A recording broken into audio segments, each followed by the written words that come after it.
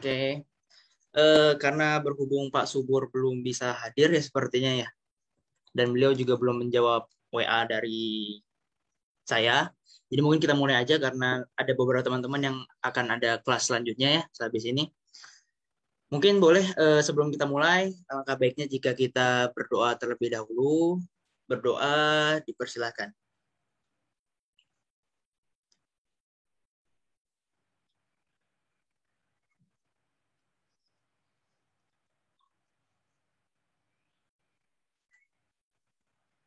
Berdoa dicukupkan. Berarti langsung saja ya kepada kelompok presentan, waktu dan layar dipersilahkan.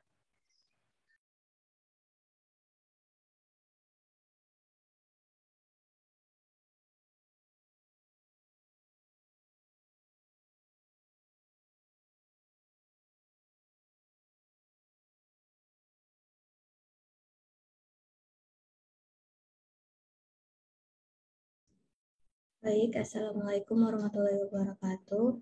Kami dari kelompok D akan mempresentasikan mengenai sejarah pemikiran Islam.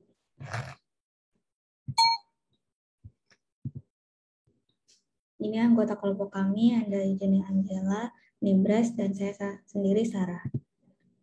Kemudian yang akan kita bahas yaitu pengertian pemikiran Islam, Al-Quran dan hadis dalam pemikiran Islam, kemudian sejarah pemikiran Islam pada zaman Rasulullah, sejarah pemikiran Islam setelah Rasulullah wafat, kemudian dampak perkembangan pemikiran, dan yang terakhir faktor penyebab perkembangan pemikiran.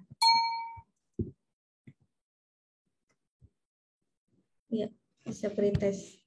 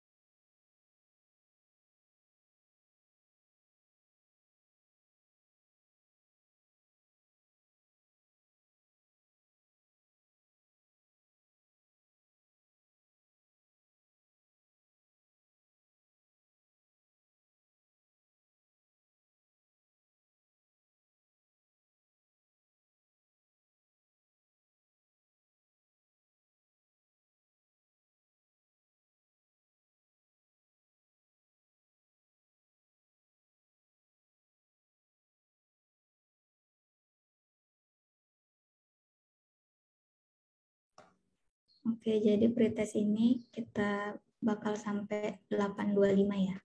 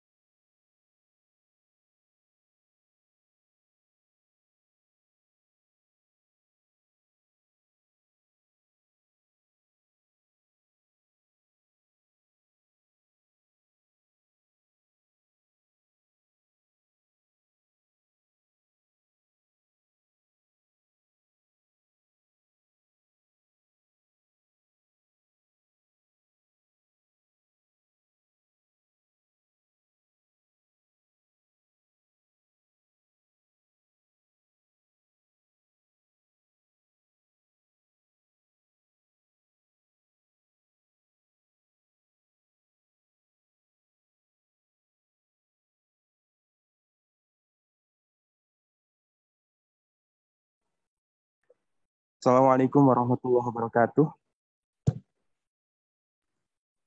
Waalaikumsalam. Baik. Mohon izin saya off cam karena sedang ada kegiatan pelantikan. Baik, Pak. Mas Fauzan ya? Siapa ketua? Iya, Pak, saya, Pak. Mas Fauzan, saya memberikan arahan pertama kegiatan presentasi kelompok tetap berjalan, ya. Kegiatan presentasi kelompok tetap berjalan. Kemudian nanti akan saya kirim video setelah presentasi. Mohon ditampilkan video terkait sejarah peradaban Turki Utsmani, dan video yang kedua adalah sejarah terkait Islam di Nusantara. Ada dua video yang akan ditampilkan setelah presentasi. Baru setelah ditampilkan video, dilaksanakan tanya jawab diskusi. Nanti akan saya pantau. Saya akan tetap di dalam Zoom ini. Baik, Pak. Untuk videonya dikirim via apa ya, Pak ya? Saya kirim di WA Group nanti ya, sebentar. Sambil jalan. Oke, baik, Pak. Baik, Pak. Terima kasih, Pak. Ya. Bismillahirrahmanirrahim. Assalamualaikum warahmatullahi wabarakatuh. Bismillah, alhamdulillah, wassalatu wassalamu ala rasulillah, wala hawla wala quwata illa billah, amma ba'dah. Para mahasiswa, mahasiswi di kelas ini yang saya banggakan. Pertama, saya mohon maaf sehubungan kegiatan pelantikan MUI Majelis Ulama Indonesia di Kabupaten Bogor, dan kebetulan saya PIC-nya. Jadi saya akan memberikan perkuliahan secara asinkronus, tetapi tetap nanti kegiatan-kegiatan perkuliahan akan berjalan sebagaimana biasanya. Untuk lebih berkahnya perkuliahan ini, mari kita buka dengan membaca Ummul Quran Suratul Fatihah.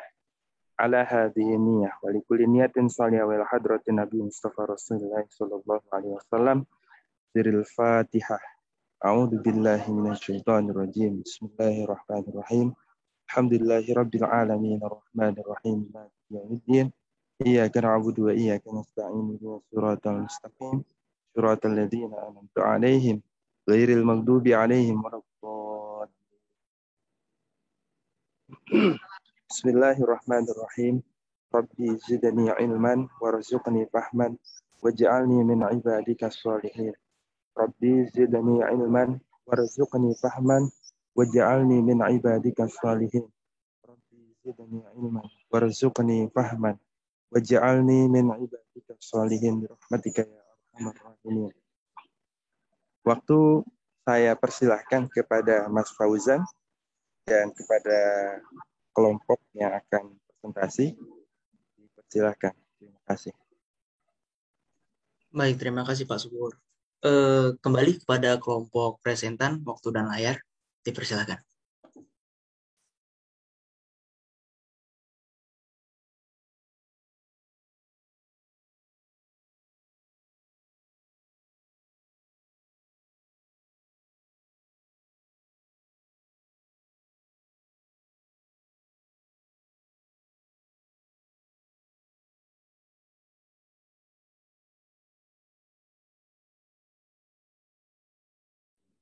Baik, kita akan lanjutkan.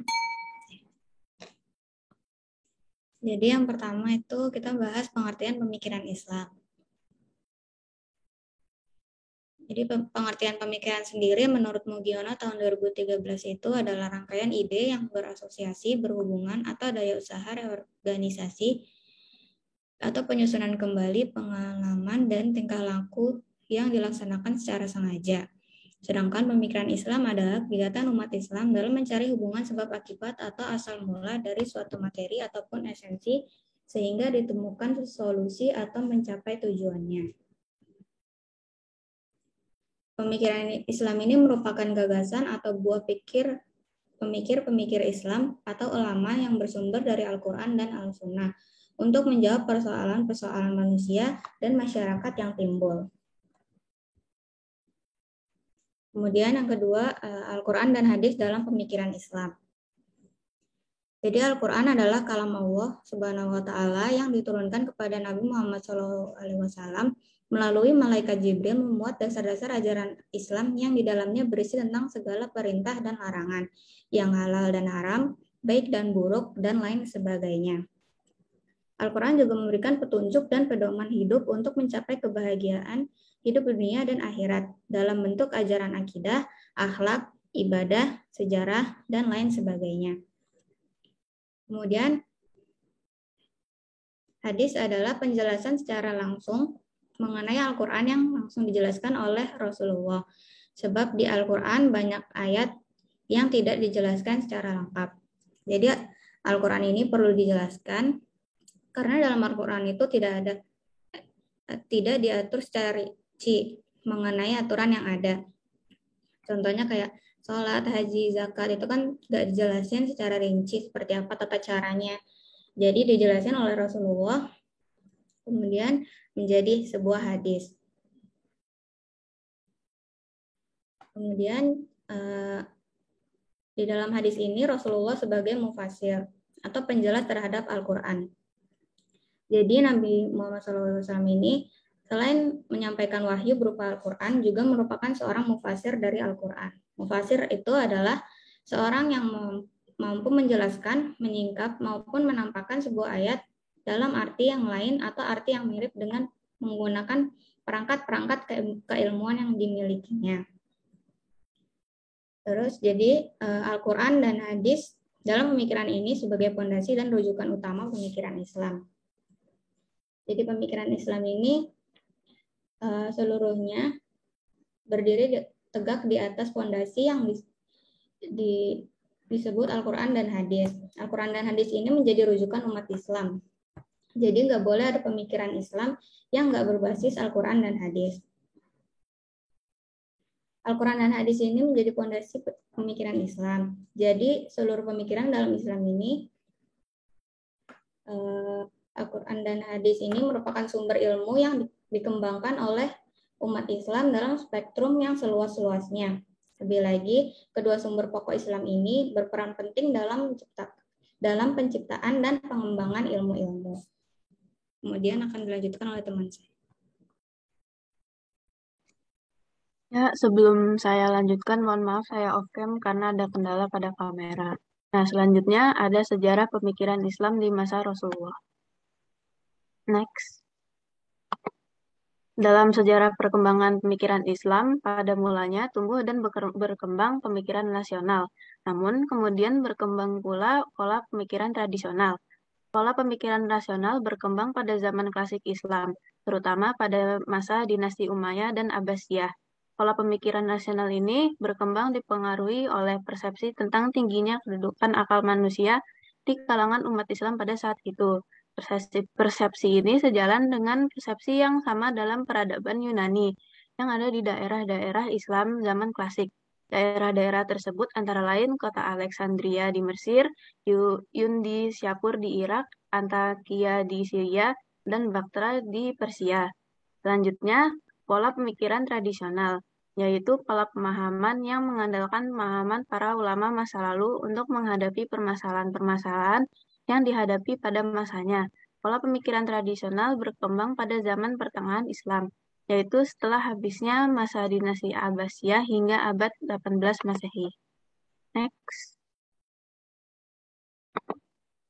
Menurut Muhammad Al-Bahi, seorang pemikir Islam dari Mesir, bahwa aktivitas pemikiran ini belum kelihatan dalam sejarah permulaan Islam pada zaman Rasulullah SAW dan Khulafa al-Rasyidin. Karena pada saat itu, umat Islam memfokuskan perhatiannya untuk berdakwah menyeru penduduk Mekah dan sekitarnya agar menganut Islam, menyamakan akidah, menanamkan unsur-unsur iman dan akhlak yang mulia di kalangan mereka berdasarkan bimbingan dan petunjuk langsung dari Rasulullah SAW. Pada zaman Rasulullah masih hidup dan wahyu masih diturunkan, umat Islam mengembalikan semua persoalan kepada wahyu dan mendapatkan penjelasan langsung dari Rasulullah. Karenanya, umat Islam belum memerlukan ijtihad, pemikiran dari mereka sendiri, terlebih lagi dalam masalah akidah dan persoalan-persoalan agama lainnya. Ditambah lagi Rasulullah melarang semua perbedaan dalam persoalan akidah dan tidak membiasakan perdebatan di kalangan orang-orang Islam. Next. Selanjutnya ada sejarah pemikiran Islam setelah Rasulullah wafat. Ada sedikit kekacauan pada saat Rasulullah wafat, tapi dapat diselesaikan dengan baik oleh Abu Bakar setelah ia dilantik menjadi khalifah. Pada era dua khalifah pertama, Abu Bakar Siddiq dan Umar bin Khattab tidak banyak masalah. Namun, pada masa khalifah ketiga, Utsman bin Affan mulai timbul bibit-bibit pertikaian dalam bidang politik yang kemudian menjalar pada isu-isu akidah. Setelah Utsman wafat dan Ali bin Abi Thalib dilantik sebagai khalifah, keadaan menjadi semakin serius dan bahkan terjadi perang saudara antara sama Muslim, seperti terjadinya perang Jamal antara pasukan Ali bin Abi Thalib dengan pasukan Zubair, Talha, dan Aisyah dari Mekah, serta perang Siffin antara pasukan Ali bin Abi Thalib dengan pasukan Muawiyah bin Abi Sufyan dari Damaskus. Inilah titik awal berkembangnya perbedaan pandangan khilafiyah dan politik, lalu membawa kepada munculnya aliran akidah. Dari masa inilah dimulainya perkembangan pemikiran Islam secara drastis yang hampir merambah dalam semua bidang. Kondisi ini berlangsung pada masa dinasti Umayyah dan mencapai kemajuan pada dinasti Abbasiyah.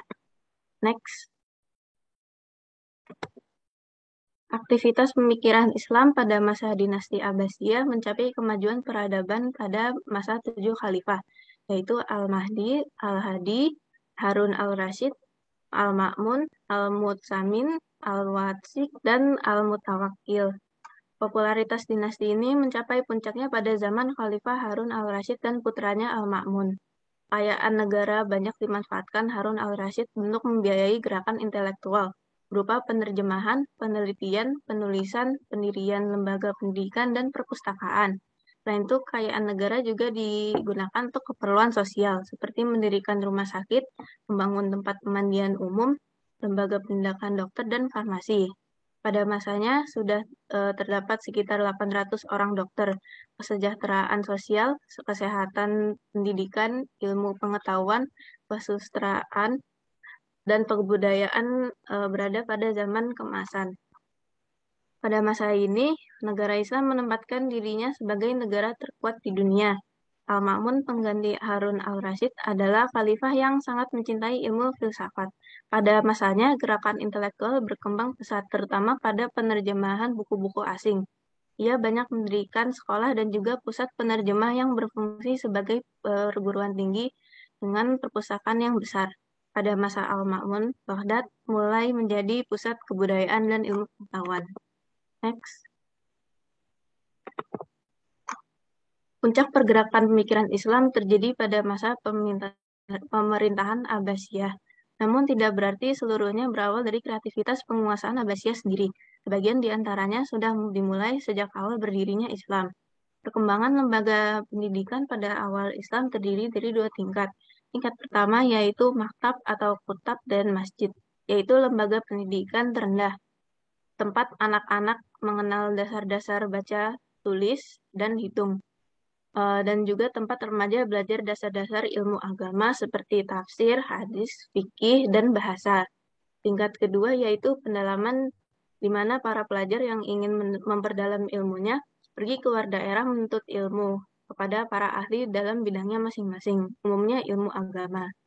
Next. Nah, gerakan penerjemah berlangsung dalam 3 fase. Fase pertama pada masa Khalifah Al-Mansur hingga Harun al-Rasyid. Pada fase ini banyak diterjemahkan karya dalam bidang astronomi dan fase kedua pada masa Khalifah Al-Ma'mun hingga tahun 300 Hijriah. Penerjemahnya lebih banyak dalam bidang filsafat dan kedokteran. Fase ketiga berlangsung setelah tahun 300 Hijriah, terutama setelah adanya pembuatan kertas, bidang-bidang ilmu yang diterjemahkan semakin meluas. Selanjutnya akan dijelaskan oleh teman saya.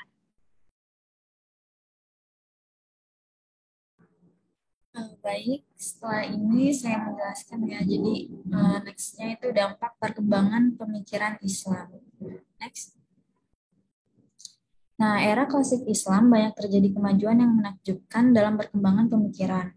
Damaskus dan Baghdad menjadi pusat ilmu pengetahuan dan teknologi, kemudian menjalar ke kota Kufah dan Basrah di Mesopotamia, kemudian ke Isfahan dan Nishapur di Persia, terus Bukhara dan Samarkand di Transoksiana, kemudian Kairo di Mesir, Tunis, Toledo, dan Cordova di Andalusia. Nah, salah satu contoh perkembangan teknologi pada era keemasan ini adalah pengembangan teknologi pembuatan kertas. Next. Nah, kertas yang pertama kali ditemukan dan digunakan dengan sangat terbatas oleh bangsa Cina berhasil dikembangkan oleh umat Islam pada era Abbasiyah. Teknologi pembuatan kertas itu dipelajari melalui para tawanan perang dari Cina yang berhasil ditangkap pasca meletusnya Perang Talas. Nah, setelah itu kaum muslimin berhasil mengembangkan teknologi pembuatan kertas tersebut dan mendirikan pabrik kertas di Samarkand dan Baghdad. Hingga tahun 900 Masehi di Baghdad terdapat ratusan percetakan yang memperkerjakan para tukang tulis dan penjilid untuk membuat buku. Nah, jadi sejak saat itu mulai bermunculan perpustakaan umum termasuk perpustakaan peminjaman buku pertama sepanjang sejarah. Next. Nah, perkembangan pemikiran Islam pada abad ke-13 tidak hanya berdampak besar pada kemajuan peradaban di dunia Islam, bahkan sangat berpengaruh ke dunia luar, utamanya Eropa dan sekitarnya. Jadi gerakan pemikiran Islam ini banyak melahirkan para tokoh pemikir Muslim dan bukan Muslim. Para ilmuwan yang bukan Muslim juga memainkan peranan penting dalam menerjemahkan dan mengembangkan karya kesastraan Yunani dan Hindu, serta ilmu zaman pra-Islam kepada masyarakat Kristen Eropa. Sumbangan mereka ini menyebabkan seorang ahli filsafat Yunani yaitu Aristoteles terkenal di Eropa. Next. Nah, ini adalah dampak lain dari perkembangan pemikiran Islam, yaitu sejarah tadi telah membuktikan bahwa kemajuan dunia Islam pada abad pertengahan menjadi jembatan emas kemajuan Eropa. Jadi bangsa Eropa kala itu tuh belum memiliki peradaban yang maju. Zaman itu dikenal dengan zaman kegelapan.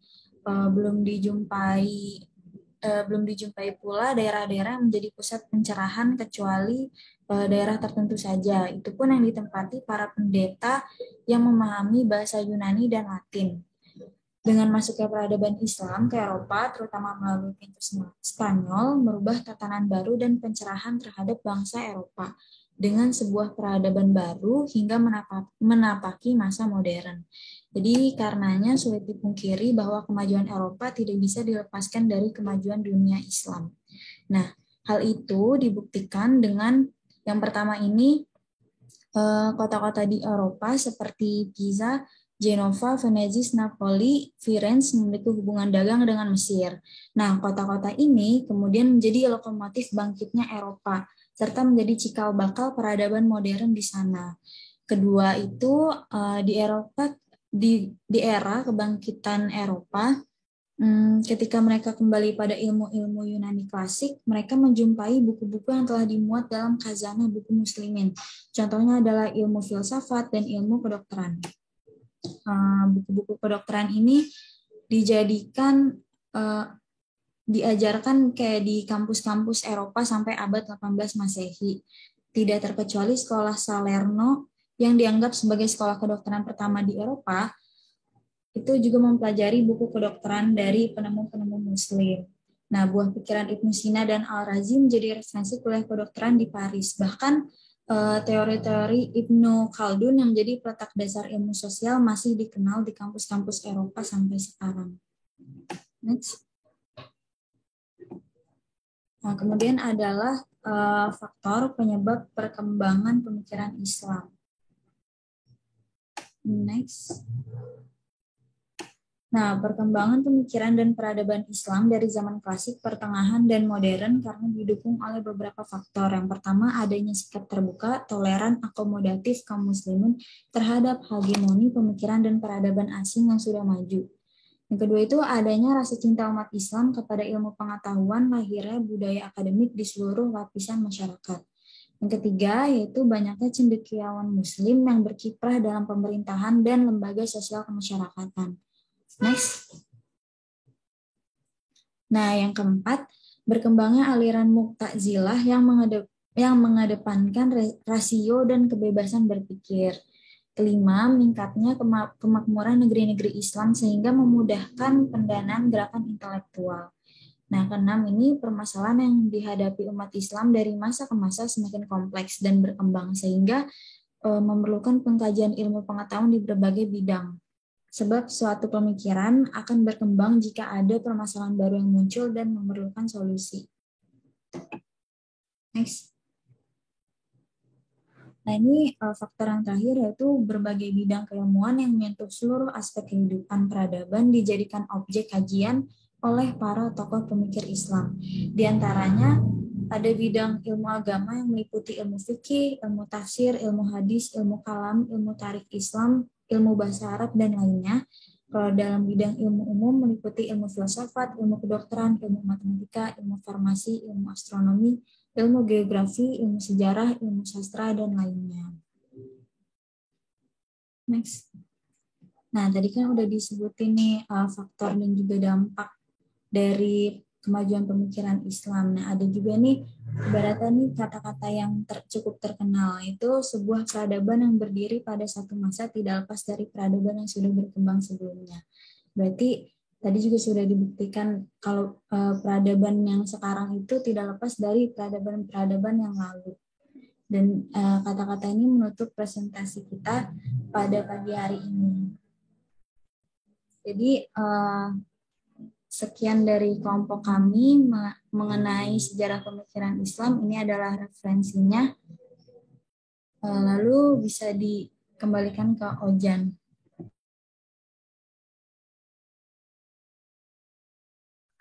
Baik, terima kasih kepada kelompok presenter atas pemaparan materinya.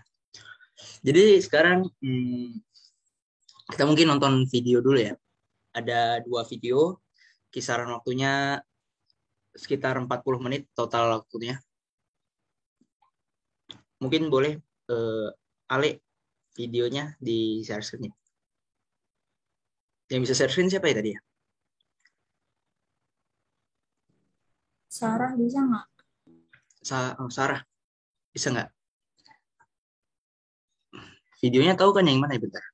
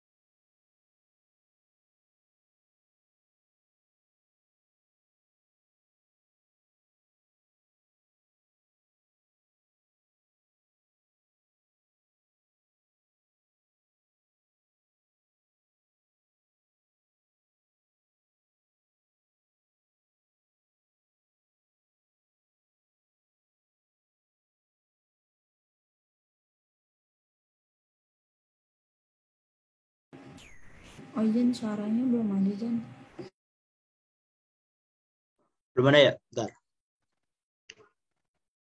Lupa share sound. Sering disebut sebagai Utsmani. Sekarang udah belum? Kami akan mengulas Udah secara singkat ada. kronologis peristiwa Oke. bersejarah berdirinya Daulah Utsmaniyah dari awal pendirian, kejayaan, hingga runtuhnya Daulah Turki Utsmani. Asal-usul dinasti Utsmani. Sejarah Daulah Utsmani dimulai dari Osman I, putra dari Ertugrul, pemimpin salah satu suku nomaden di daratan Anatolia. Osman dan putranya Orhan mulai memperluas wilayahnya ke arah barat laut dan berhasil membebaskan kota Bursa pada tahun 1326. Bursa menjadi ibu kota Daulah Utsmani ditandai dengan melemahnya kerajaan Romawi Bizantium. Turki Utsmani terus melakukan perluasan wilayahnya dan membebaskan salah satu kota penting yaitu Tesaloniki dari Venesia pada tahun 1387. Kemudian pada tahun 1389 Turki Utsmani membebaskan Kosovo dan mengakhiri kekuasaan Serbia di wilayah tersebut. Langkah awal dinasti Utsmani memasuki wilayah Eropa. Dalam upaya menghentikan kemajuan Turki Utsmani, terjadi pertarungan Nikopolis pada tahun 1396. Pertempuran yang sering disebut Perang Salib Besar terakhir di abad pertengahan. Pasukan Utsmani berhasil memenangkan pertempuran. If you wear glasses or contacts, you must see this. An award-winning doctor reveals an astonishing Sultan Bayezid I di tahun 1389 hingga 1402 yang melipat gandakan luas wilayah Utsmani mendapatkan julukan Thunderbolt atau kilat. Di masa Sultan Bayezid I, wilayah Utsmani terpisah oleh salah satu kota Konstantinopel. Sultan Bayezid dikalahkan kemudian ditawan dalam pertempuran Ankara oleh penguasa berdarah Mongol yang masuk Muslim bernama Timur Lenk. Peristiwa tersebut menjadi awal terjadinya perang saudara untuk yang pertama kali dan terakhir kalinya dalam sejarah Daulah Turki Utsmani. Putra-putra Bayezid I saling bertempur memperebutkan kekuasaan. Adalah Mehmed I yang menjadi penguasa dan mengakhiri kekacauan akibat perang saudara, memulihkan kembali kekuatan Daulah Utsmani, dan mengakhiri perang saudara yang sering disebut sebagai masa peralihan. Antara 1430 hingga 1450, anak dari Mehmed I yaitu Murad I memulihkan kembali wilayah Utsmani yang sebelumnya hilang dalam pertempuran Ankara. Dia berhasil mengalahkan koalisi dari Raja Hungaria dalam pertempuran Varna. Kemudian pertempuran Kosovo pada tahun 1448. لا تفتحن القسطنطينية فلنعم الأمير أميرها ونعم الجيش ذلك الجيش.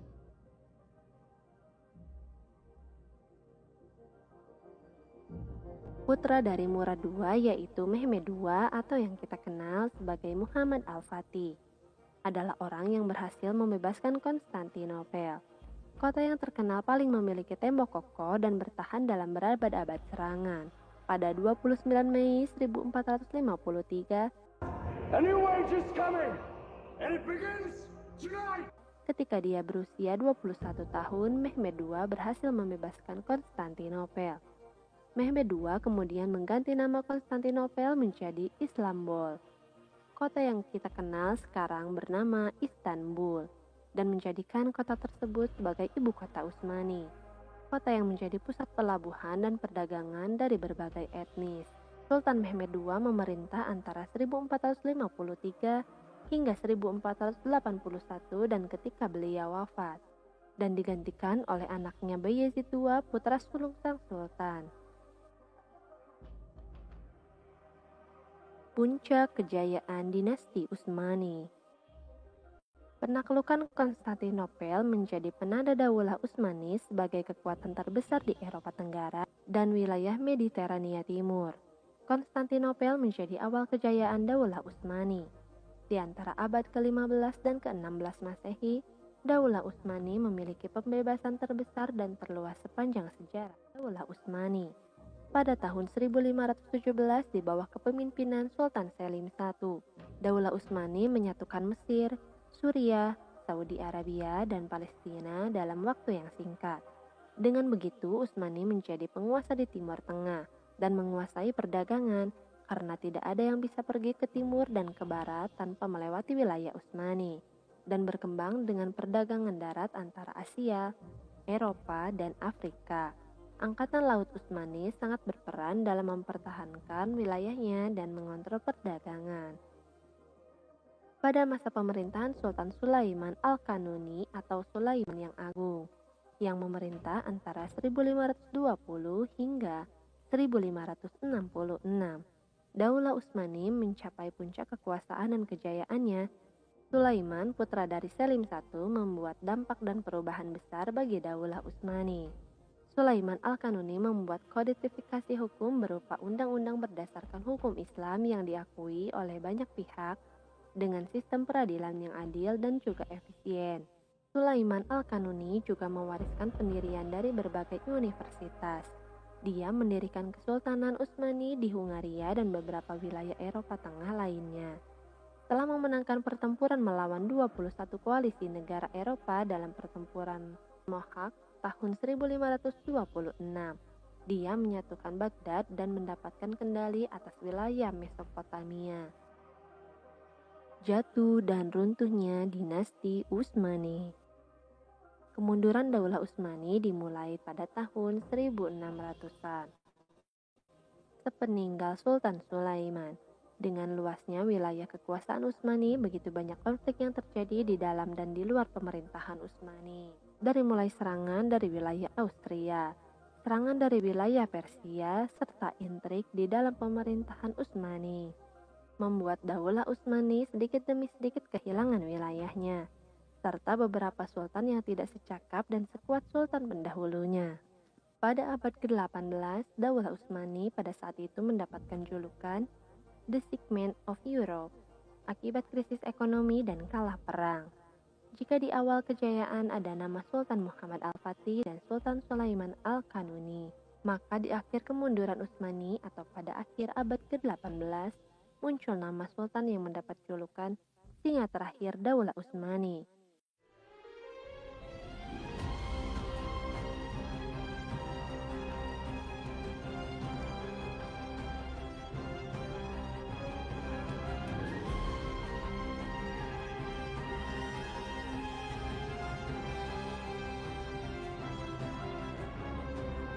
Yaitu Sultan Abdul Hamid II yang menggantikan Sultan Murad V, bertepatan dengan ketamakan negara-negara barat untuk menguasai wilayah Utsmani yang sudah mencapai puncaknya.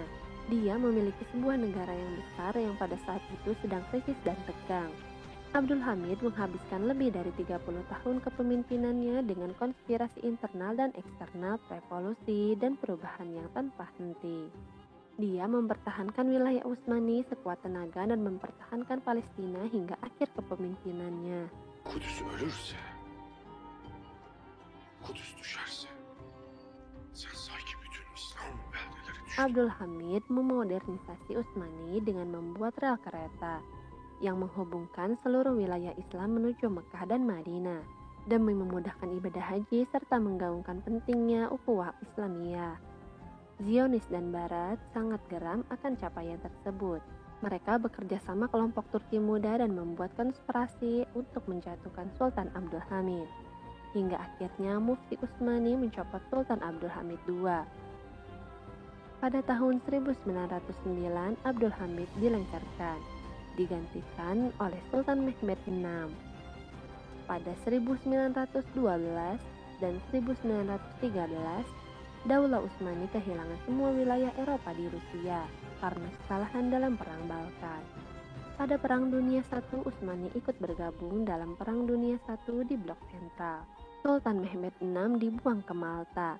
Mehmed VI copot secara paksa dan Republik Turki dideklarasikan. Kepemimpinan dicabut dari bangsa Utsmani, namun jabatan khalifah tetap dipertahankan sebagai simbol pemimpin agama yang bergelar sultan. Melalui campur tangan dan restu sekutu kepemimpinan dipegang oleh Mustafa Kemal Atatürk.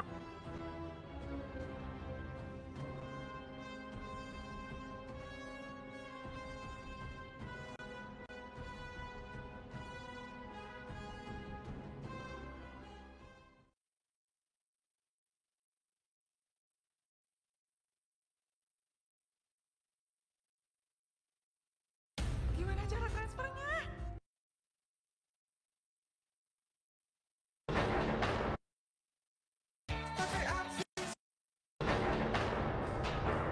Nusantara sejak zaman dulu adalah Zamrud Khatulistiwa. Kekayaan alam dan ekologi kawasan ini menjadi magnet bagi tujuan migrasi, bahkan sejak era manusia purba. Peradaban Nusantara pun berkembang dengan keberagaman yang tak ternilai harganya. Mulai dari suku dan bahasa, seni dan budaya, sampai aliran kepercayaan dan agama. Sampai penjelajah Eropa datang, mula-mula berdagang untuk kemudian berperang. Peristiwa-peristiwa pahit merobek kedamaian Nusantara, pelan-pelan menenggelamkannya dalam kubangan ke-8. Berabad-abad di bawah penjajahan.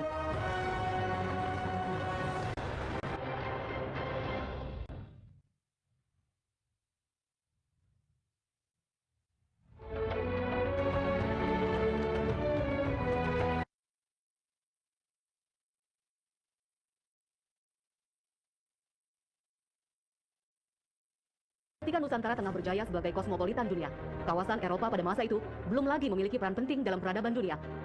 Abad pertengahan adalah masa kegelapan orang-orang Eropa. Kebutuhan hidup mereka bahkan sebagian besarnya dipasok dari Asia, terutama rempah, kain, dan emas. Perang salib yang pertama kali dicetuskan oleh Paus Urbanus II pada tahun 1095 mengubah arah sejarah dunia. Perang antara orang-orang Eropa dan Asia Barat ini berlangsung lebih dari 700 tahun, dari abad 11 sampai abad 17. Kerusakan akibat perang ini mendedahkan luka dan dendam sejarah tak terlupakan. Perdagangan antara Asia dan Eropa yang pada masa itu digerakkan terutama oleh saudagar-saudagar Arab dan Tiongkok ikut terdampak oleh perang salib.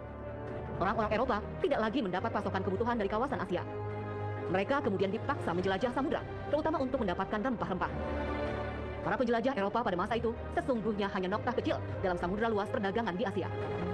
Demikian juga dengan Amerika, yang bahkan jadi terra incognita yang belum lagi ditemukan. Sebagai perbandingan, sampai abad ke-17, Asia menguasai 80% perdagangan dunia. Antara tahun 1405 sampai 1433, 7 armada-armada Tiongkok yang dipimpin Cheng Ho menjajaki kepulauan Nusantara, Jazirah Arab sampai Afrika Timur. Armada terbesar Cheng Ho terdiri atas 300 kapal dan membawa hampir 30.000 orang. Sementara armada Columbus pada tahun 1492 hanya terdiri dari 3 kapal kecil dengan pekerja hanya 120 pelaut saja. Menempatkan orang-orang Eropa sebagai penakluk dan gagah perkasa. Dengan demikian, hanya menunjukkan kerendahan diri dan inferioritas sejarah bentukan penjajah. Orang-orang Eropa itu bahkan harus mengibah dan mengemis ketika memulai perdagangan di Nusantara. Upeti dan sesembahan mereka hadiahkan kepada penguasa-penguasa lokal, baik raja maupun syah bandar pengatur pelabuhan. Sampai kemudian, muslihat dan siasat jahat mereka menghancurkan kepingan-kepingan Nusantara. Penguasa dan raja lokal yang kemaruk dengan hasrat diri dan janji muluk orang-orang Eropa satu persatu ditaklukkan. Demikian juga dengan strategi hegemoni di antara orang Eropa sendiri yang membagi dan mengkapling dunia sebagai tanah jajahan mereka. Sebenarnya mereka tidak ingin bercokol, karena mereka sebenarnya awalnya hanya ingin berdagang. Tapi karena mereka terlibat dalam politik-politik lokal, kemudian menawarkan konsesi-konsesi ketika terjadi perebutan kekuasaan di banyak tempat di Jawa dan banyak tempat di Nusantara, itu kan investasi yang besar. Jadi akhirnya mereka itu udah banyak mengeluarkan modal untuk terlibat dalam internal urusan politik kerajaan-kerajaan di Nusantara. Dan ketika mereka bangkrut, mereka tidak miskin karena mereka punya wilayah yang sangat luas yang mereka sudah investasikan dalam jangka panjang. Jadi ketika mereka bangkrut di abad ke-19 awal itu diambil alih oleh negara itu punya geografi yang luas, itu yang kemudian disebut sebagai Hindia Belanda. Bangsa Eropa ini kan semua berkontestasi, mereka ingin menguasai, tapi mereka sendiri, misalnya di Jakarta, kita bisa lihat kontestasi antara Inggris dengan Belanda, dengan Portugis gitu ya. Itu dengan mudah bisa kita lihat, bukan hanya terjadi di Ambon, tapi juga di kota Jayakarta, kota Sunda Kelapa ketika ingin diserang oleh Fathahillah, itu kerajaan Sunda itu sedang berusaha membuat perjanjian kerjasama dengan Portugis. Nah, tapi ini dilihat oleh kerajaan Demak itu sebagai sesuatu yang salah begitu. Nah, nanti akan bertambah lagi pemainnya, ada Inggris, ada Belanda. Nah, akhirnya satu sama lain berkonflik, mengadakan perang, tapi kemudian mereka sadar, orang-orang Eropa, kemudian mereka berbagi ruang koloni, dan di situ mulai dalam geografi yang luas kita akan melihat kawasan-kawasan penjajahan orang Eropa dengan batas-batas yang sebenarnya sudah ditentukan dalam perjanjian di Eropa. Ya itu, karena mereka kan melihat kawasan timur itu sebagai kawasan uncivilized, kawasan yang tidak beradab, dan mereka ingin memberadabkan, mereka ingin melakukan sivilisasi. Itu eufemisme atau politik menutupi kejahatan mereka. Mereka seolah membawa peradaban, padahal mereka melakukan kolonisasi, eksploitasi yang besar-besaran terhadap sumber daya. Jadi setelah rempah hilang, mereka mencari rempah baru dalam tanda petik, mulai era-era perkebunan besar begitu, kemudian mineral. Nusantara berubah menjadi Hindia Belanda. Nederland atau Hollandia, kerajaan kecil di benua Eropa menjajah wilayah ini berabad-abad lamanya. Dalam upaya mengekalkan penguasaan atas Nusantara, VOC dan kemudian pemerintah Hindia Belanda mengatur hampir seluruh segi kehidupan kaum pribumi, termasuk kehidupan umat Islam, yang sekian abad sebelumnya telah menjadi bagian tak terpisahkan dalam peradaban Nusantara. Ada banyak teori tentang pendapat Islam masuk ke Nusantara ini, mulai seperti apa bentuknya, kemudian kapan, bagaimana, dan apa berapa. Tapi secara inti adalah hampir semua pakar sudah itu sepakat bahwa Islam masuk ke Indonesia atau ke Nusantara ini dengan cara damai atau dengan cara inkulturasi. Tidak ada perang, tidak ada pertumpahan darah, tidak ada kekerasan fisik. Tapi menurut beberapa pakar sejarah juga bukan berarti Islam ke Indonesia ini tidak pernah mengalami kekerasan atau tidak pernah terjadi ekspansi militer sebagaimana Islam masuk ke Eropa, ke Persia, ke India, ke Afrika. Tapi pernah, setidaknya Doneville itu bercerita bahwa pada akhir abad 7 Masehi ketika Islam jaya di tangan dinasti Umayyah, Khalid bin Walid, itu pernah dinasti ini ekspansi militer ke seluruh dunia, ke Eropa, ke Spanyol, ke Afrika, termasuk ke Nusantara.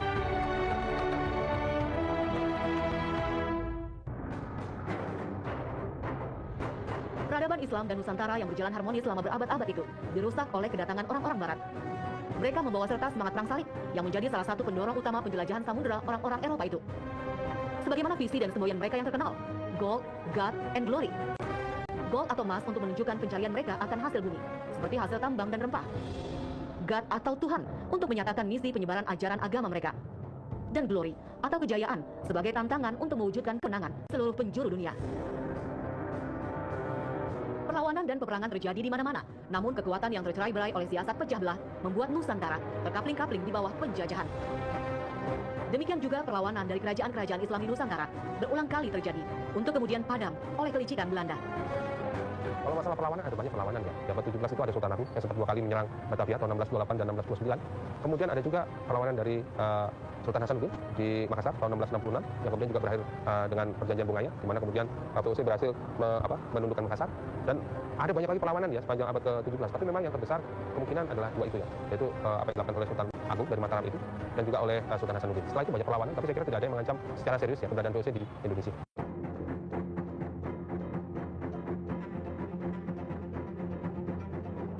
Pada awal abad 20, kebijakan politik etis pemerintah Hindia Belanda membuka cakrawala baru kebangkitan nasional Indonesia. Pendidikan dan ilmu pengetahuan barat mengubah paradigma kaum pribumi. Demikian juga dengan tokoh-tokoh Islam Nusantara yang menyadari bahwa perlawanan atas penjajahan tidak selalu harus dengan perang dan angkat senjata. Berorganisasi dan memajukan pendidikan jadi jalan baru memperjuangkan kemerdekaan. 16 Oktober 1905, Haji Samanhudi mendirikan organisasi Islam modern pertama di Indonesia, yakni Sarekat Dagang Islam. Awalnya Sarekat Dagang Islam hanya bergerak di bidang ekonomi dan sosial. Namun kehadiran Hos Cokro Aminoto pada tahun 1912 memberikan warna baru. Dia mengubah nama Sarekat Dagang Islam menjadi Sarekat Islam dan menjadikannya sebagai organisasi pergerakan nasional di tahun yang sama. 18 November 1912, organisasi Muhammadiyah didirikan oleh Kiai Haji Ahmad Dahlan di Kampung Kauman, Yogyakarta. Persyarikatan Muhammadiyah bertujuan untuk memperjuangkan kemajuan umat Islam dan seluruh kaum pribumi, antara lain melalui pendidikan. Perkembangan gerakan dan organisasi kaum pribumi dari lingkungan Islam ini tentu saja tidak dibiarkan oleh pemerintahan Hindia Belanda. Mereka kemudian membuat ordonansi atau peraturan pemerintah terhadap guru serta sekolah liar. Peraturan itu dimaksudkan untuk mengawasi aktivitas para guru agama, kiai dan ulama yang selama ini menentang penguasa. Gerak guru serta kemajuan Islam pun dihambat. Pemerintah kolonial bersikeras melalui berbagai kebijakannya menolak peran Islam dalam kehidupan publik. Sarekat Islam dan Muhammadiyah akhirnya mendesak agar peraturan itu diberlakukan di luar Jawa. Maka pada 1925 dikeluarkan peraturan guru yang baru, ordonansi diperlunak. Rupanya peraturan baru tersebut dikeluarkan dengan tujuan yang sama, mengawasi guru agama, termasuk guru mengaji dan mubalik. Ordonansi yang sudah diperlunak ini pun diterapkan di seluruh Nusantara. Perlawanan sengit terhadap ordonansi kemudian datang dari ulama terkemuka, Haji Rasul atau Haji Abdul Karik Amarullah. Ayah Buya Hamka ini memandang ordonansi sebagai ancaman langsung terhadap pengajaran dan penyebaran agama Islam. Haji Rasul pun mendesak Muhammadiyah dan kelompok-kelompok Islam lain untuk menentang ordonansi itu. Pada 19 Agustus 1928, diadakan rapat akbar yang memutuskan menolak ordonansi guru. Kendati gagal menerapkan ordonansi guru, pemerintah kolonial memperkenalkan ordonansi sekolah liar pada September 1932 untuk mengendalikan sekolah-sekolah kaum pribumi. Penolakan ordonansi tersebut lebih luas, tidak terbatas pada kelompok muslim, tapi juga kelompok atau organisasi lain yang menyelenggarakan sekolah swasta. Mulai dari kalangan tradisionalis dan modernis, hingga kelompok radikal dan kelompok moderat bekerja sama menentang kebijakan tersebut. Sementara kebijakan politik etis diberlakukan pada 1901. Secara konsep politik etis berpihak pada kaum pribumi. Namun pelaksanaannya, kolonial Belanda bekerja sama dengan kaum liberal atau pemegang saham, mengeksploitir daerah jajahan untuk kepentingan ekonomi. Belanda menerapkan teknologi program, edukasi, irigasi, serta transmigrasi. Politik etis nyatanya mendukung kepentingan politik penjajahan. Di samping mencerdaskan rakyat yang mayoritas muslim, juga mampu meredam kekuatan yang mungkin timbul dari pengaruh fanatisme keagamaan mereka. Meskipun sekolah-sekolah yang didirikan pemerintah belum dapat mencukupi kebutuhan pendidikan untuk masyarakat, tapi sekolah-sekolah itu ikut membawa perubahan dalam bidang pendidikan di Indonesia. Sekolah-sekolah sistem barat nyatanya mendorong timbulnya pemikiran baru bagi pengelola pendidikan Islam di tanah air. Sistem pendidikan pondok pesantren mulai mendapat sorotan karena dinilai kolot, serta sudah tidak mampu memenuhi tuntunan dan kebutuhan zaman. Sebaliknya, para penyelenggara pondok pesantren yakin bahwa sikap menutup diri terhadap dunia luar erat kaitannya dalam upaya mempertahankan kemurnian agama dari unsur pengaruh budaya barat modern.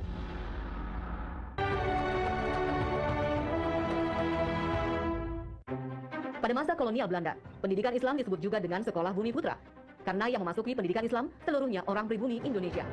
Terdapat 3 macam pendidikan Islam pada masa itu. Pertama, sistem pendidikan Islam yang mengadopsi tradisi lama dari masa peralihan Hindu Islam, yakni sistem keraton dan sistem pertapa. Sistem pendidikan keraton dilaksanakan dengan cara guru mendatangi murid-murid dari kalangan keraton dan anak-anak bangsawan. Sebaliknya, sistem pertapa, para murid mendatangi guru ke tempat pertapaannya. Murid-muridnya tidak lagi terbatas dari lingkungan sosial tingkat atas, tapi juga rakyat jelata. Sistem pendidikan lain adalah surau atau langgar. Sistem ini dibedakan sesuai tingkatan keilmuannya. Kitab kuning menjadi sumber utama dalam pembelajaran atau dikenal dengan halakoh. Selanjutnya sistem pendidikan pesantren. Pesantren lahir dari pola kehidupan tasawuf yang kemudian berkembang di wilayah Islam seperti Timur Tengah dan Afrika Utara, dikenal dengan istilah zawiyah. Saya ingin sedikit bercerita tentang sejarah pesantren pertama. Kalau ini dikutip dari ini dikutip oleh orientalis, termasuk dikutip oleh Raffles dalam buku History of Java. Diceritakan pertama kali tentang sejarah pesantren yang ada di Ampel Tinta. Saat itu ya waliullah ya, yang diutus dari Samarkand bernama Ahmad Rahmatillah, yaitu yang biasa dengan Raden Rahmat, sedang berdakwah gerilya ke kampung-kampung. Mendengar ada sayembara bahwa Putri Wijaya, Raja Brawijaya di Majapahit itu sedang sakit keras, sudah dicarikan obat tidak bisa, sampai di bawah siapa yang bisa mengobati, bukan menyembuhkan, mengobati, akan dijadikan mantu dan dijadikan pangeran. Nah, ternyata di antara orang-orang sakti Mandaguna ini hanya Raden Rahmat yang bisa mengobati dan berizin sembuh. Dan Brawijaya tidak ingkar janji, dia akan menjadikan pangeran dan dijadikan mantu, tetapi Raden Rahmat menolak karena beda iman. Dia hanya ingin diberi sedikit kekuasaan untuk mengatur di daerah Denta. Kenapa di daerah Denta ini diminta yang penduduknya hanya 3.000 keluarga? Karena di Denta ada tempat pendidikan terbesar Majapahit. Ada namanya Pemandalaan Majapahit. Di situ para wiku untuk bisu dididik oleh beberapa empu yang terbesar dalam Empu Prapanca. Nah, karena itu sudah menjadi kekuasaannya Raden Rahmat atau Ahmad Rahmatillah. Kemudian dijadikanlah Duku Puncen atau Pemandalaan ini pesantren Islam.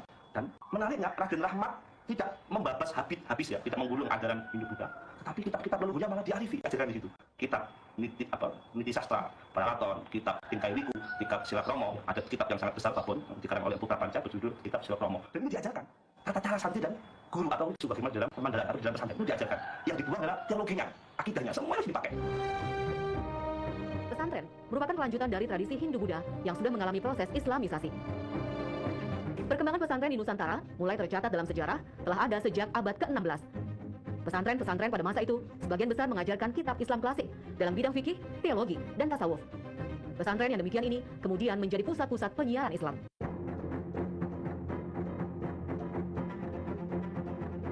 Kedatangan orang-orang Eropa berlanjut dengan kemunduran kerajaan-kerajaan Islam. Sampai akhirnya Belanda memenangkan posisi mereka, membawa babak baru pendidikan dan penyebaran Islam di Nusantara. Kolonialis Belanda mempersempit ruang gerak dan membatasi peran pesantren di masyarakat. Ulama-ulama diawasi ketat. Demikian juga pengajaran kitab-kitab yang dianggap berpotensi memunculkan gerakan subversi di kalangan santri dan kaum muslim. Setelah penjajahan Belanda berakhir, Indonesia dijajah kembali oleh Jepang. Pada masa penjajahan Jepang ini, umat Islam berhadapan dengan kebijakan Seikere yang dikeluarkan pemerintah militer Jepang. Seikere mewajibkan seluruh rakyat membungkuk 90 derajat ke arah Tokyo setiap pagi jam 7 pagi untuk menghormati Kaisar Jepang, Tenno Haika, yang diyakini sebagai keturunan Dewa Amaterasu. Kiai Haji Hashim Ashari menolak ritual yang diatur oleh pemerintah Jepang. Ulama besar pendiri organisasi Nahdlatul Ulama ini kemudian ditangkap dan dipenjara selama 8 bulan. Di luar dugaan, penangkapan dan pemenjaraan Kiai Hashim Ashari justru melahirkan aksi perlawanan di kalangan santri. Terjadilah demonstrasi besar-besaran yang melibatkan ribuan kaum santri. Mereka menuntut pembebasan Kiai Haji Hashim Ashari dan menolak kebijakan Seikere. Sejak itulah, pihak Jepang tidak pernah mengusik dunia pesantren, walau kekejamannya terhadap kaum Bumiputra lebih menyakitkan dibandingkan penjajahan Belanda.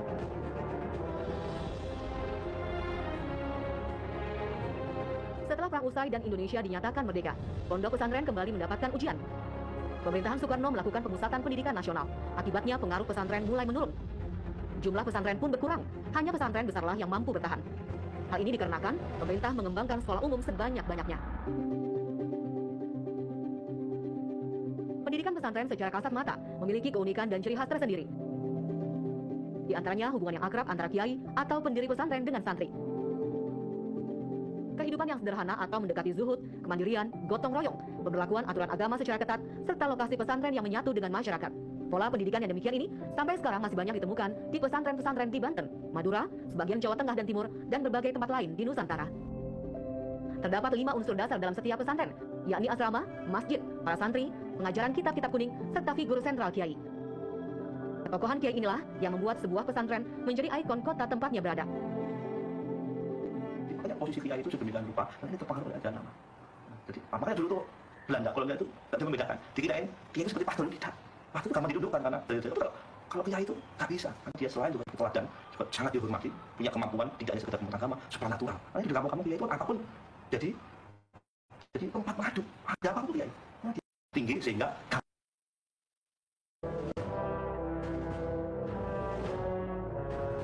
keberadaan pesantren dibedakan menjadi 2 macam, yakni pesantren tradisional dan pesantren modern. Pesantren tradisional masih mempertahankan sistem pengajaran tradisional atau sistem slogan dan bandongan, dengan materi pengajaran kitab-kitab klasik yang sering disebut dengan kitab kuning. Sementara pesantren modern berusaha mengintegrasikan sistem klasikal dan sekolah ke dalam pesantren. Semua santri yang masuk pesantren terbagi dalam tingkatan kelas.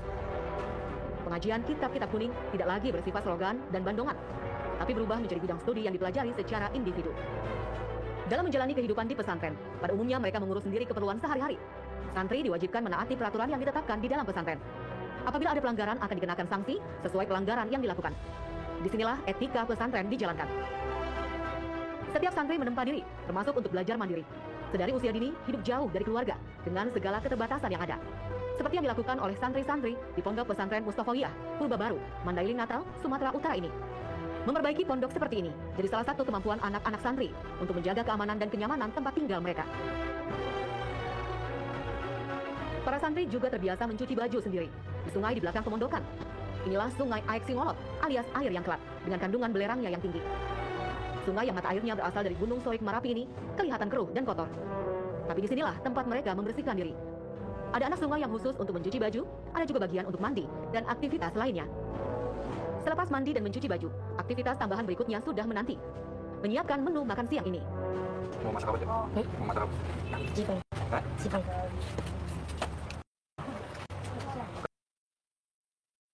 Seperti ini. Bagi mereka, memasak juga bisa berarti hiburan dan kegembiraan yang melengkapi kisah kehidupan menjadi santri. Ikan bu, santri putih-putih. Jepang di Jepang. Jepang, orang Jepang makan kayak Jepang. Jepang. Copang. Oh, boleh copang. Enggak boleh makan makanan tiap hari.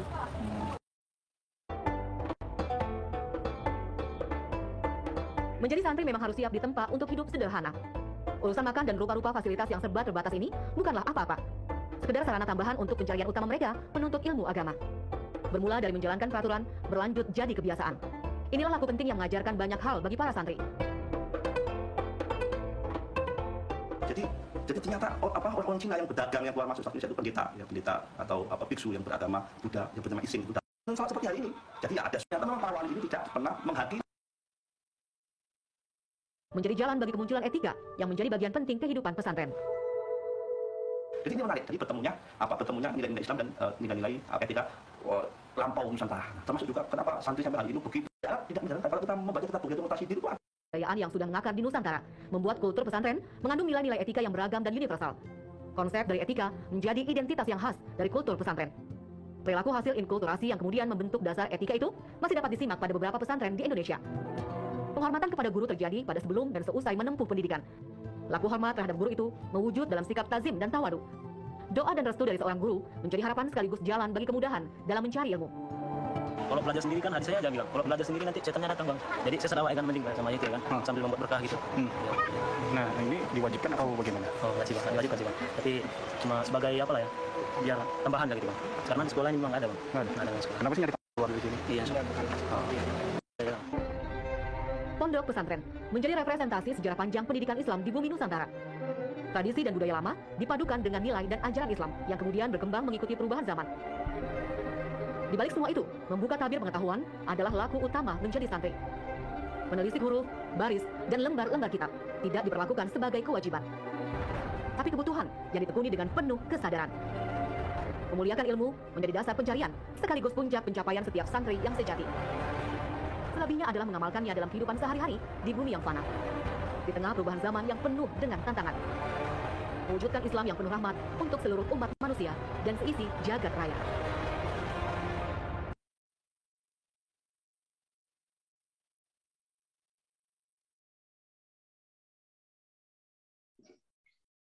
Oke, barusan kita selesai menonton video ya tentang sejarah Utsmani dan juga sejarah peradaban Islam.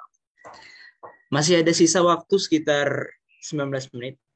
Mungkin ada yang ingin bertanya kepada kelompok presentan ya. Jadi untuk sekarang sesi tanya jawab boleh dimulai. Kepada kelompok presentan dipersilahkan.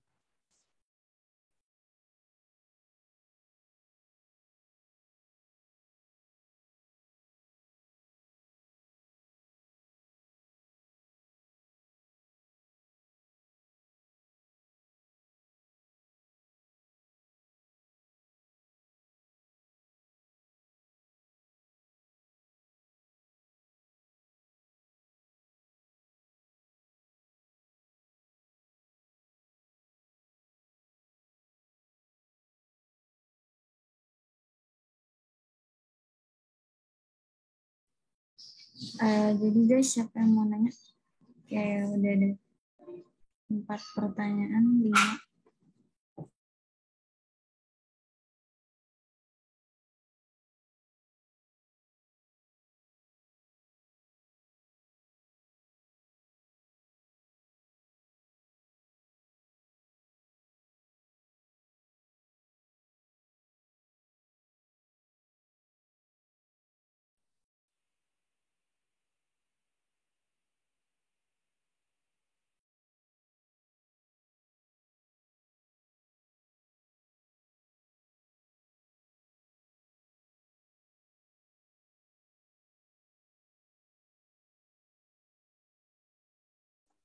Baik, kepada kelompok presentan, saya izin bertanya. Saya Asma Nisa. Seperti yang saya dijelaskan bahwa pada masa ketika Rasulullah SAW sudah wafat, itu kan ada pertikaian yang menjalar sampai ke akidah. Nah, ternyata seperti yang bisa kita lihat, sekarang pun ternyata pertikaian yang menjalar sampai akidah itu masih ada di tengah-tengah kita. Nah, bagaimana kita sebagai mahasiswa itu merespon hal tersebut? Terima kasih. Oke, terima kasih Siva. Pertanyaannya di kedua ditonton dulu. Terus pertanyaan kedua boleh Radin. Oke, saya Radin Fatinisa izin bertanya kepada kelompok presentan. Tadi pada masa Al-Ma'mun itu kan disebutkan bahwa gerakan intelektual berkembang pesat. Nah, contoh dari gerakan intelektual atau gerakan apa yang mereka lakukan sehingga pada masa itu berkembang? Terima kasih.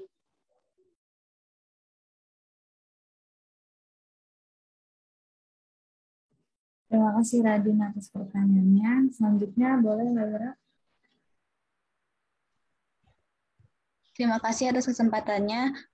Saya izin bertanya, kan saat zaman Khalifah Utsman itu kan mulai banyak pertikaian ya di bidang politik sama akidah, terus jadi makin serius di zaman Khalifah Ali bin Abi Thalib, bahkan sampai terjadi peperangan. Nah, itu contoh dari pertikaian di bidang akidahnya tuh yang sampai terjadi peperangan tuh seperti apa ya? Apakah dalam cara beribadahnya atau seperti apa? Terima kasih.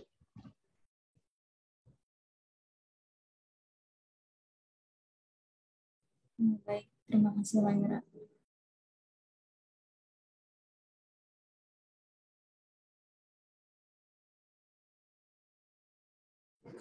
Saya izinkan kami untuk berdiskusi terlebih dahulu ya.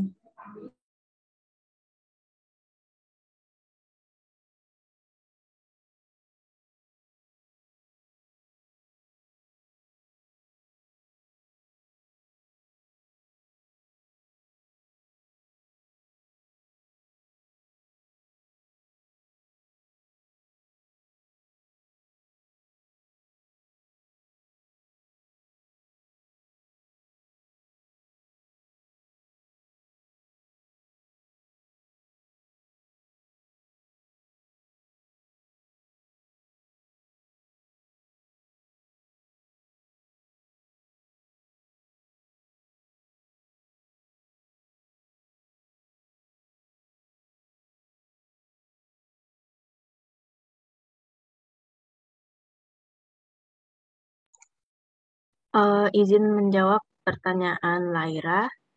Pertikaian yang dimaksud kan di PPT tadi ada perang antara saudara Muslim kan ya. Nah, pertikaian yang disebutkan itu maksudnya fitnah pertama pada masa kekhalifahan. Jadi di pertikaian yang dimaksud itu fitnah itu. Jadi Utsman itu dibunuh saat perang antar saudara Muslim gitu. Jadi pertikaian yang dimaksud tuh kayak perfitnahan, adu domba. Gitu. Apakah sudah jelas? Sudah jelas. Terima kasih atas jawabannya.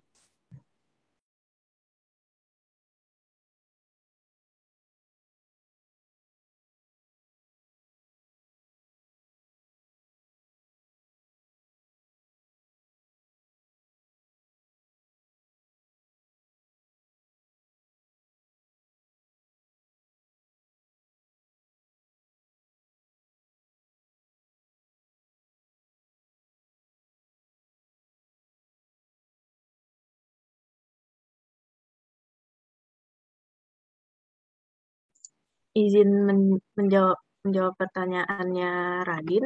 Gerakan intelektual di zaman Al-Ma'mun itu kayak menerjemah buku-buku asing, kayak dari buku-buku Yunani. Terus Al-Ma'mun kan juga banyak mendirikan sekolah. Nah, salah satu karya terbesarnya itu pembangunan Bait al-Hikmah atau Al-Maktabah al-Sultaniyah. Nah, itu yang di PPT tadi itu yang pusat penerjemahan yang berfungsi sebagai perguruan tinggi dengan perpustakaan yang besar. Nah, itu gerakan intelektualnya. Apakah sudah jelas?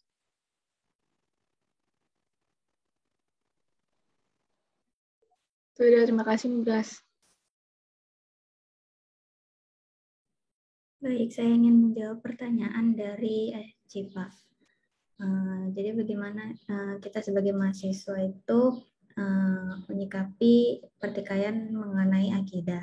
Jadi kalau menurut saya, yang pasti kita nggak bisa sembarangan untuk ikut campur dalam memperdebatkannya, karena kan memang harus memiliki ilmu yang mumpuni.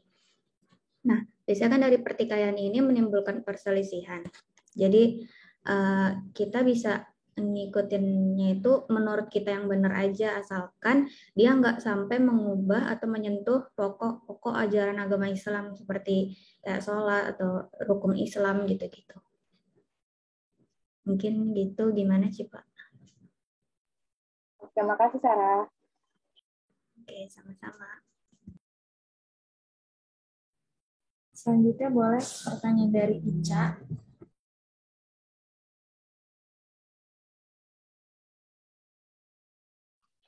Oke, terima kasih atas waktunya. Jadi saya mau nanya mengenai faktor penyebab perkembangan pemikiran Islam itu kan terdapat aliran yang berkembang yaitu Mu'tazilah yang mengedepankan rasio dan kebebasan berpikir.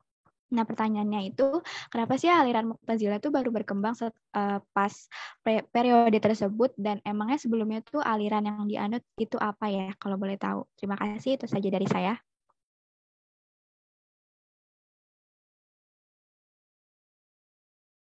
Baik, terima kasih pertanyaannya Ica. Kemudian dilanjut pertanyaan dari Shalom.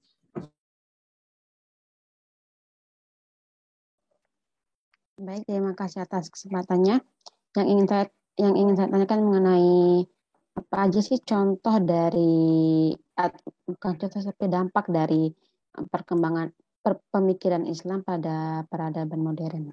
Terima kasih. Terima kasih Shalom atas pertanyaannya. Lanjut pertanyaan dari Putri Umi. Terima kasih atas kesempatannya. Saya kan tadi disebutkan bahwa masuknya Islam ke Eropa itu membawa bangsa Eropa menuju peradaban baru. Apa saja dampak yang Islam timbulkan ketika sampai di Eropa? Terima kasih. Baik, kita tampung dulu ya 3 pertanyaan. Izinkan kami untuk berdiskusi terlebih dahulu.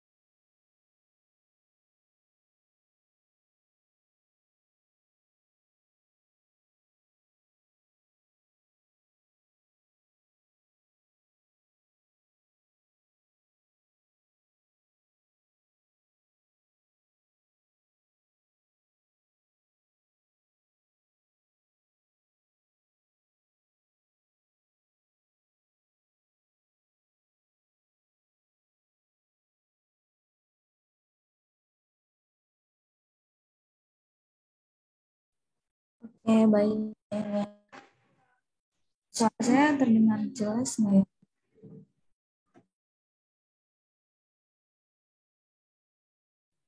Oke, saya ingin menjawab pertanyaan dari Ica dulu. Jadi, tadi pertanyaannya, faktor penyebab perkembangan pemikiran Islam. Terdapat bahwa berkembangnya aliran Mu'tazilah yang mengedepankan rasio dan kebebasan berpikir.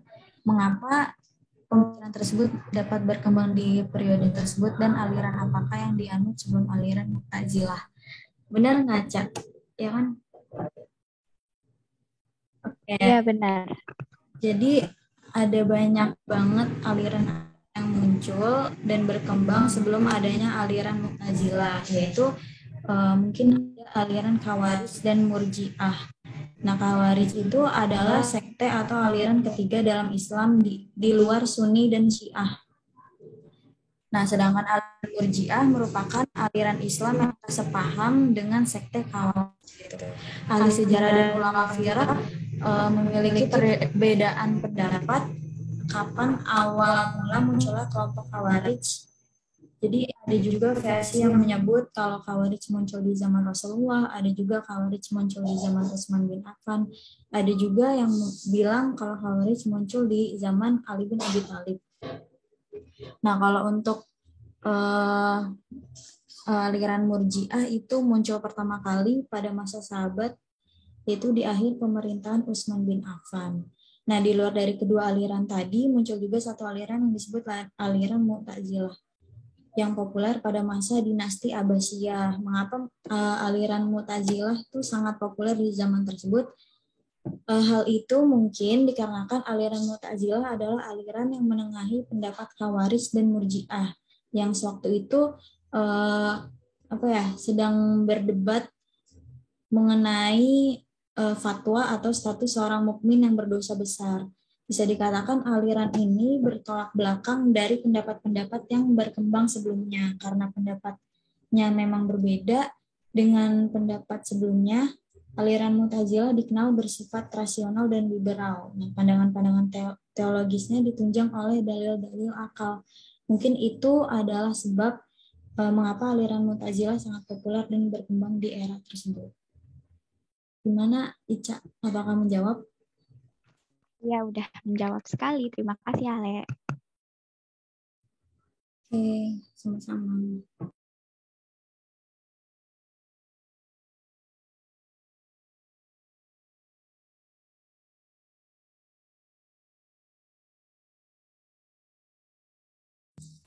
Kemudian saya ingin menjawab lagi pertanyaan dari Salum dan Fitri. Tadi pertanyaannya sedikit sama ya. Jadi kalau Salum kan dampak pemikiran Islam pada peradaban modern, sedangkan Fitri itu tadi kan disebutin Islam ke Eropa membawa bangsa Eropa menuju sebuah peradaban baru menapaki masa modern. Nah, kenapa hal itu dapat terjadi dan dampaknya apa gitu?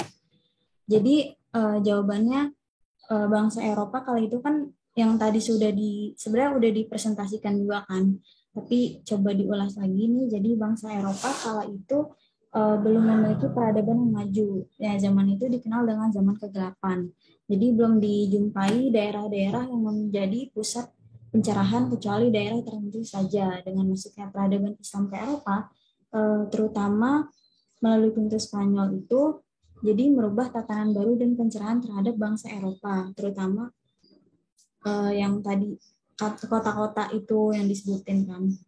Nah, kenapa Islam bisa dikatakan seperti itu?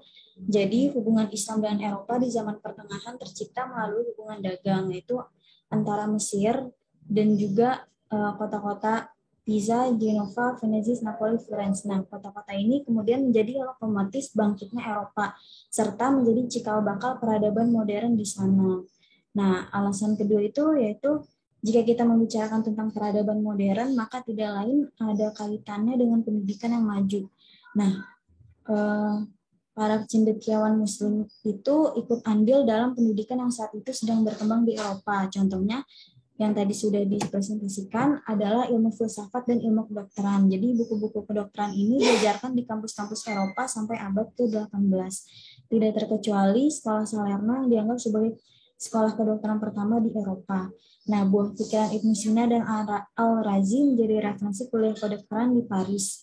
Bahkan teori-teori Ibnu Khaldun yang menjadi peletak dasar ilmu sosial masih dikenal di kampus-kampus Eropa sampai sekarang. Nah, jadi itu mungkin dampaknya untuk perkembangan Eropa menjadi lebih ke modern. Apakah menjawab Shalom dan juga Fitri? Iya, menjawab. Makasih, Ale. Baik, terima kasih atas jawabannya.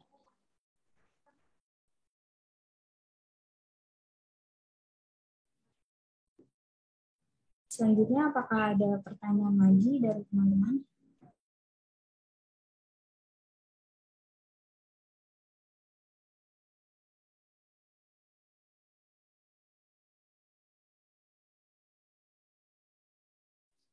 Boleh, Ayu. Terima kasih untuk kesempatannya. Di zaman sekarang itu kan banyak sekali simpang siur mengenai vaksinasi ya. Nah, ada yang bilang halal, ada juga yang bilang nggak halal. Nah, sebenarnya itu vaksinasi di dalam pemikiran Islam itu seperti apa sih? Cara Islam memandang vaksinasi itu seperti apa? Terima kasih.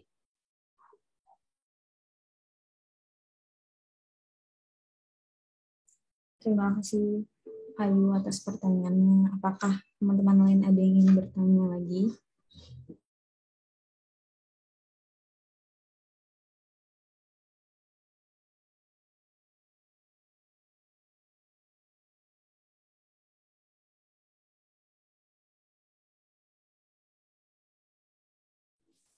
Baik, izinkan kami untuk berdiskusi terlebih dahulu ya.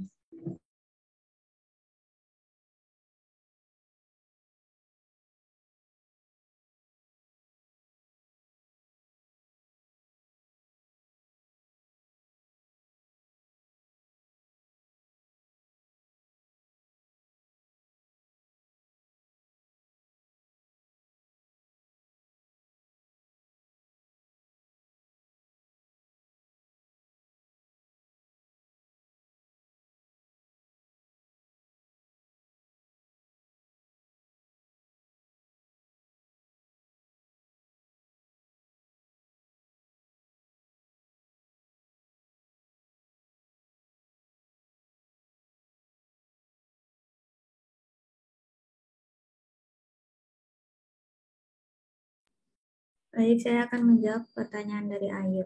Jadi dalam pemikiran Islam itu kan agama Islam kan menjadi sumber segala kebenaran, menaruh perhatian serius pada kesehatan umat. Islam secara tegas menganjurkan umatnya mempertahankan kehidupan, melanjutkan keturunan, dan menjaga akal sehat. Banyak ayat Al-Quran dan sabda Rasulullah yang mengarah pada hal itu, yang tentu saja bisa menjadi pijakan dasar kewajiban mengikuti program vaksinasi yang digalakkan pemerintah. Nah, jadi menurut Ma'ruf Amin selaku Wakil Presiden mengatakan bahwa vaksinasi itu bermanfaat untuk menjaga agar terhindar dari penyakit dan tercapainya herd immunity sehingga hukumnya wajib. Terus juga dari LPTNU mengatakan bahwa vaksinasi itu halal dan suci. Dan sebenarnya kalau misalnya ada vaksinasi yang haram itu, kalau misalnya kayak dalam situasi darurat gitu, sebenarnya bisa jadi halal. Mungkin seperti itu. Gimana, Yuk? Ya, baik. Terima kasih atas jawabannya. Sama-sama. Selanjutnya, karena tidak ada yang bertanya lagi, saya serahkan ke Ojan. Baik, terima kasih Ale.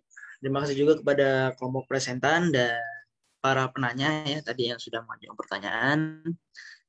Mungkin masih ada Pak Subur nggak ya? Bapak Subur, apakah ada yang ingin Bapak tambahkan, Pak? Apakah ada feedback yang ingin Bapak sampaikan?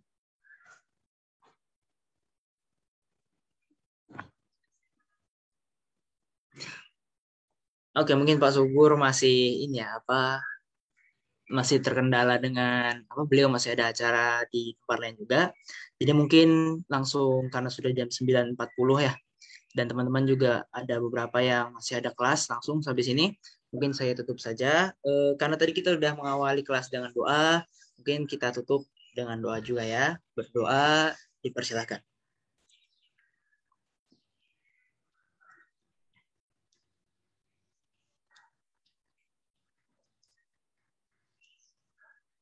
Berdoa dicukupkan.